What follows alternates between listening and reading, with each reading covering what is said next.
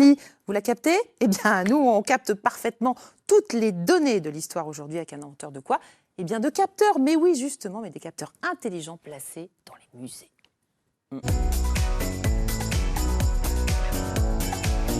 Ouais, c'est notre rendez-vous du lundi, en fait. Tous les lundis, les belles histoires prennent naissance au labo d'Orléans.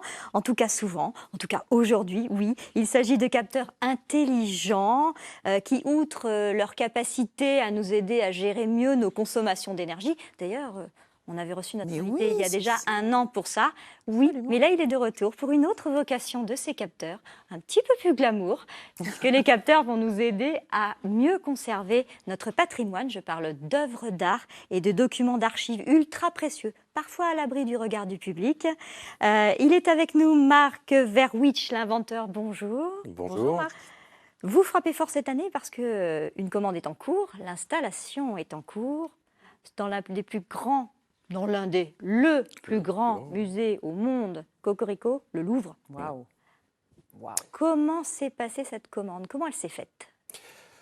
Mais écoutez, on a décidé de participer au salon des musées experts au CITEM l'année dernière. Et il s'avère qu'on a rencontré les gens du Louvre. Et là où il y a tous les conservateurs, les professionnels justement, qui conservent les œuvres d'art, etc. Voilà, un milieu très professionnel, très attentif à la conservation des œuvres. Et puis, de fil en aiguille, ils nous ont repérés, on a fait une démonstration. Et à notre grand étonnement, parce que c'est un grand musée, ils ont besoin d'avoir un suivi climatique des œuvres. Alors, on va voir ça. Qu'est-ce qu'ils ont repéré dans vos capteurs? Qu'est-ce qu'ils ont de différent de tout ce qui pouvait exister déjà? Alors, ce qui est différent, c'est surtout ce qui discrimine un petit peu notre solution, c'est que ce sont des capteurs qu'on ne fabrique pas, je précise.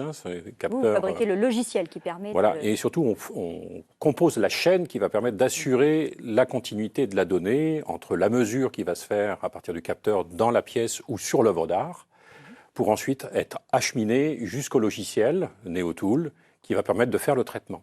Ça mesure quoi exactement? Alors ça va mesurer la température, l'humidité, on va calculer le point de rosée, c'est-à-dire le moment où l'eau apparaît sur une œuvre. Quand vous disiez rosée, je pensais à la... Ça ne m'étonne pas du tout, Macler. Et puis on va être capable de mesurer... quand même. Mais avec modération. On va être capable de mesurer par exemple l'humidité, bien sûr, la lumière, éventuellement les inondations, et puis pourquoi pas le CO2, et puis tout type de capteur en fait, globalement. Et ça, on verra d'ailleurs les déclinaisons qu'on peut en faire. La différence, vous disiez tout à l'heure avec ce qui existait déjà, parce qu'on capte déjà des capteurs qui mesurent l'hygrométrie, qui mesurent la température, ça existe. Vous, la capacité de vos capteurs, c'est de pouvoir identifier tout de suite les données recueillies et de prendre acte et d'agir tout de suite dans l'instantané pour corriger justement la climatisation ou la température qui pourrait coûter cher à certaines œuvres d'art d'ailleurs. Voilà. C'est-à-dire qu'on est capable d'alerter, puisqu'on peut générer des alertes aussi bien sur des téléphones portables que sur un PC.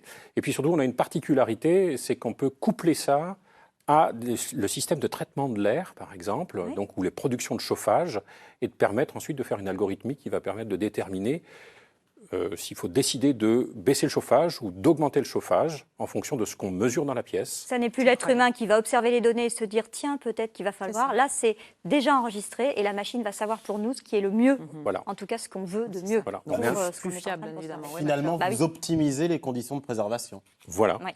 On leur donne un peu d'intelligence, c'est-à-dire on transfère un peu d'intelligence humaine dans le logiciel. On parlera d'autres commandes, mais le Louvre particulièrement, ça représente combien de capteurs? Alors, potentiellement, je précise, on nous a dit à peu près 26 000 capteurs. Waouh!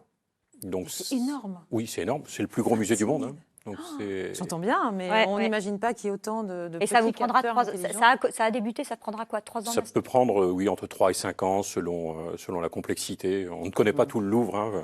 Et puis il y a les sous-sols, qui est une ville entière. Bien évidemment. Donc il faut aussi équiper. J'imagine, vous n'avez pas eu l'envie d'aller du côté de Venise avec l'Aqua Alta, de plus en plus les inondations, il y a peut-être quelque chose à faire, non?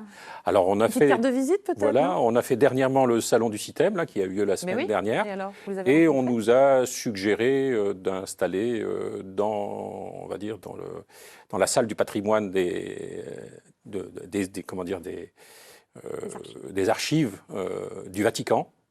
Donc on ne sait pas, Peut-être qu'on Voilà. installera des Peut-être. capteurs au Vatican. Voilà, Nous et puis tiendrons peut-être au à courant. Venise un jour sur ces merveilleux musées. Pourquoi Qui sait? pas. Je Voilà. reviendrai peut-être vous le dire Mais on avec espère, on plaisir. le souhaite. En tout cas, c'est C'est précieux. avec le Musée des Beaux-Arts d'Orléans, en tout cas, que l'histoire a commencé en fin 2017. C'était eux qui en faisaient la demande. Depuis, vous travaillez également avec les archives de la médiathèque d'Orléans. Oui. Là, on en était dans les papiers hyper fragiles qui sont cachés aux yeux du public. Vous aussi, vous contribuez à tout ça. Le concept s'appelle Mobius Museum. Il est décliné en version aussi Mobius City pour les industries. Est-ce qu'on pourrait imaginer qu'un jour, pour nos maisons, on puisse être équipé de tout ça pour nous aider à gérer mieux notre énergie Oui, c'est une ou bonne nos idée, œuvres ça. d'art, si Mais bien sûr, Allez. nous en avons tout de énormément. même. Alors, imaginez, oui, ça existe déjà, en fait.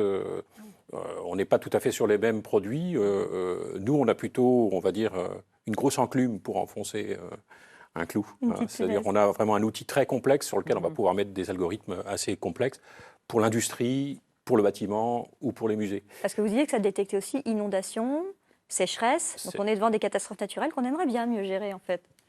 On pourrait y contribuer. Ça, c'est un marché sur lequel on peut envisager de travailler. Ben, on espère que ça avancera dans ce sens-là et que ça nous préservera de tout ça. Si vous voulez plus d'infos sur cette invention, vous allez sur le site tlgpro.fr. Merci beaucoup, Émilie. Une invention pleine de